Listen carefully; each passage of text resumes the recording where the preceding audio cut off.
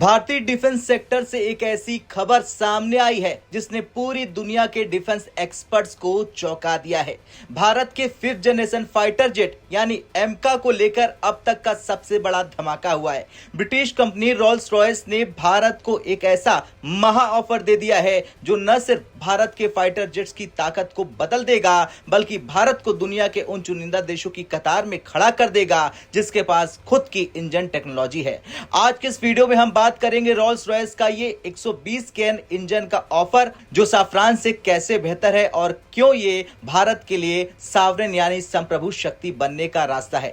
दरअसल Rolls Royce India की EVP Shashi Mukundan ने हाल ही में एक इंटरव्यू में साफ किया कि वो भारत को सिर्फ इंजन बेचना नहीं चाहते। उनका कहना है कि हम भारत के साथ मिलकर एक sovereign Indian aero gas turbine complex बनाना चाहते हैं, यानी कि एक बड़ी फैक्ट्री। और इसका मतलब क्या है? इसका मतलब है कि डिजाइन से लेकर मैन्युफैक्चरिंग और मेंटेनेंस तक सब कुछ एक ही छत के नीचे होगा और उसका मालिक कोई और नहीं बल्कि भारत होगा। एमका MK2 के लिए जिस शक्तिशाली इंजन की तलाश थी उसका जवाब आ गया है। अब Rolls Royce full technology transfer दे रही है यानी 100% TOT, यानी इंजन कैसे बनना है उसका हर एक पुर्जा और उसकी बारीकियां भारत के पास होंगी। इतना ही नहीं, फुल IP ऑनरशिप भी भारत के पास होगी। और ये सबसे बड़ी बात है, इस इंजन की इंटेलेक्चुअल प्रॉपर्टी भारत के पास होगी और भारत इसे किसी को भी बेच सकेगा या फिर कहीं भी इस्तेमाल कर सकेगा।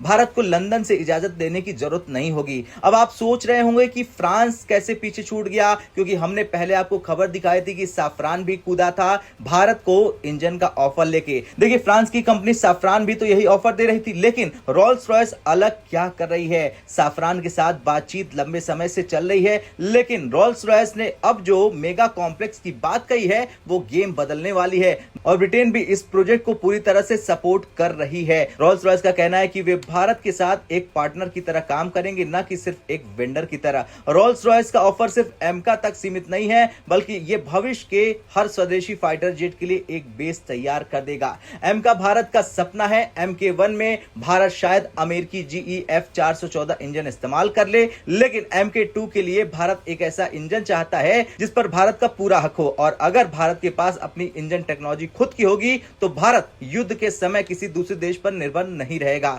भारत अपने इंजन को अपनी जरूरतों के हिसाब से मॉडिफाई भी कर पाएगा। Bharat global engine supply chain का एक बड़ा हिस्सा बन जाएगा और इसमें कोई शक नहीं है कि रोल्स रॉयस ने दांव बहुत बड़ा खेला है। क्रिएटिंग इंडिया नेक्स्ट के विजन के साथ ये ऑफर भारत की डिफेंस मैन्युफैक्चरिंग में एक नई क्रांति ला सकती है। अब गेंद मोदी सरकार के पाले में है। क्या भारत को फ्रांस के भरोसेमंद साथ को चुनना चाहिए या ब्रिटेन के इस रणनीतिक और तकनीकी रूप से शक्तिशाली ऑफर को? आपको क्या लगता है, क्या रोल्स रॉयस का 120 केन इंजन भारत के लिए सबसे सही चुनाव है या फिर नहीं? कमेंट में जरूर बताएं।